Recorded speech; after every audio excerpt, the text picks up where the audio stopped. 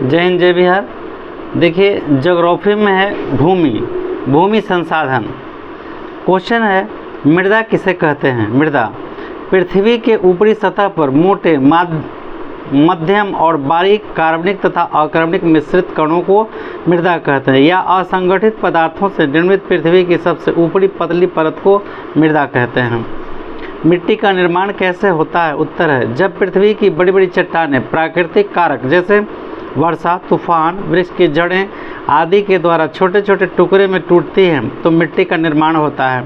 करोड़ों अरबों वर्ष पहले पृथ्वी की सतह कठोर और पथरीली ठोस पहाड़ों के रूप में थी। ज्वालामुखी पृथ्वी के आंतरिक भाग से पत्थर को पिघलाकर सतह पर लाता है। जैसे जैसे समय बीतता गया यह चट्टानें भूकंप अथवा भूजाल से छोटे छोटे पत्थरों में टूटते रही।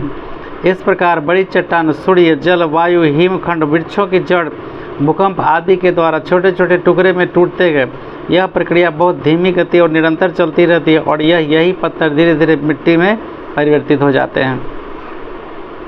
मृदा कितने प्रकार के होते हैं। मृदा 6 प्रकार के होते हैं। जलोढ़ मिट्टी, काली मिट्टी, लाल मिट्टी, लाल या पीली मिट्टी, लेटराइटी मिट्टी, मरुस्थल। लाल और पीली एक ही में रहता है, थोड़ा सा कलर चेंज होने के कोई कारण है जो वहाँ बताएंगे। भारत में जलोढ़ मिट्टी का विस्तार कितना हुआ। भारत में जलोढ़ मिट्टी लगभग 6.4 करोड़ हेक्टेयर भूमि पर फैली हुई है। जलोढ़ मिट्टी का मुख्य रूप से कहाँ मिलता है। जलोढ़ मिट्टी राजस्थान, गुजरात, पूर्व तटीय मैदान स्थित महानदी गोदावरी, कृष्णा और कावेरी नदियों के तट पर मिलता है। जलोढ़ मिट्टी में मुख्यतः कौन सी फसलों का उत्पादन होती है।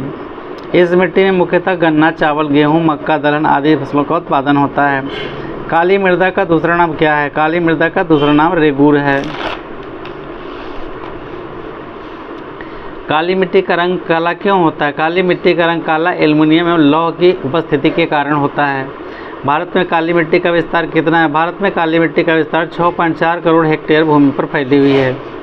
काली मिट्टी मुख्य रूप से कहाँ मिलता है। काली मिट्टी मुख्य रूप से दक्कन के लावा प्रदेश, महाराष्ट्र, गुजरात, कर्नाटक, आंध्र प्रदेश, तमिलनाडु आदि राज्यों में मिलता है। काली मिट्टी में मुख्यतः कौन सी फसल का उत्पादन होता है। इस मिट्टी में मुख्यतः गन्ना, प्याज, गेहूँ आदि फसलों का उत्पादन होता है। लाल मिट्टी का रंग लाल क्यों होता है। लाल मिट्टी का रंग इसलिए लाल होता है क्योंकि इसमें लौह का अंश की मात्रा होती है। भारत में लाल मिट्टी का विस्तार कितना है। इसका विस्तार भारत में लगभग 7.2 करोड़ हेक्टेयर भूमि पर फैली हुई है। लाल एवं पीली मिट्टी कहाँ मिलती है। लाल एवं पीली मिट्टी मुख्य रूप से तमिलनाडु, कर्नाटक, आंध्र प्रदेश, गोवा, उड़ीसा, दक्षिण पूर्वी महाराष्ट्र, छोटा नागपुर एवं मेघालय पठार में मिलता है। भारत में लेटराइटी मिट्टी का विस्तार कितना है। भारत में लेटराइटी मिट्टी का विस्तार 1.3 करोड़ हेक्टेयर भूमि पर फैली हुई है। लेटराइट मिट्टी कहाँ मिलती है। लेटराइट मिट्टी मुख्य रूप से कर्नाटक, केरल, तमिलनाडु, मध्य प्रदेश, उड़ीसा, असम की पहाड़ियों में मिलती है।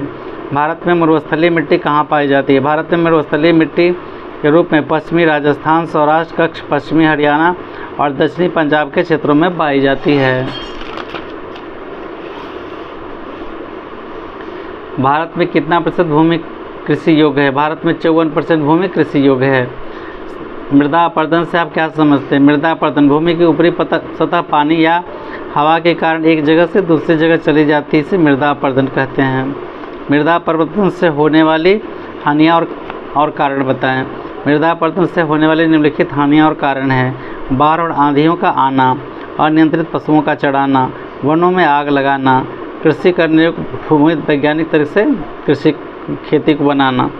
मृदा अपरदन को रोकने के लिए उपाय बताएं। मृदा अपरदन को रोकने के लिए नंबर 1 मजबूत मेड़बंदी, खेतों के बीच आड़, भूमि को समतल करें, जीवांश खाद मिलाना, पेड़ पौधे लगाना और वनस्पति उगाना, वन संरक्षण एवं बाढ़ नियंत्रण करना। अगला है मृदा संरक्षण पर एक निबंध लिखें। मृदा को अपने स्थान से विभिन्न क्रियाओं द्वारा स्थानांतरित होने से बचाने के लिए जो भी उपाय किए जाते हैं उसे उसे भू संरक्षण कहते हैं। तीव्र वर्षा, तीव्र हवाएं, हिमानी और समुद्रिक लहरें, वनों की कटाई, अति पशुचारण, खनन, रसायनों का अत्यधिक प्रयोग से मिट्टी का क्षरण होता है। अतः मानव का यह परम कर्तव्य है कि ऊपर वर्णित सारे गतिविधि और घटनाओं पर यथासंभव रोक लगाया जाए। साथ ही साथ आसपास की बेकार पड़ी जमीनों में घास एवं पौधे उगाए जाएं। फसल चक्रण के द्वारा भी मिट्टी का संरक्षण किया जाता है। समोच्च कृषि से क्या समझते हैं? समोच्च कृषि मिट्टी की सतत गुणवत्ता बनी रहे, इसके लिए वर्षा जल का संचयन, भूपृष्ठीय जल का संरक्षण, भूमिगत जल की पुनः पूर्ति के साथ साथ पहाड़ी क्षेत्रों में सीढ़ीनुमा खेती की जाती है, जिसे हम समोच्च कृषि कहते हैं। इस विधि द्वारा मिट्टी की उर्वरता शक्ति एवं संरक्षण के साथ साथ होती है। पवन अपर्दन वाले क्षेत्र में कृषि कौन सी पद्धति उपयोगी मानी जाती है?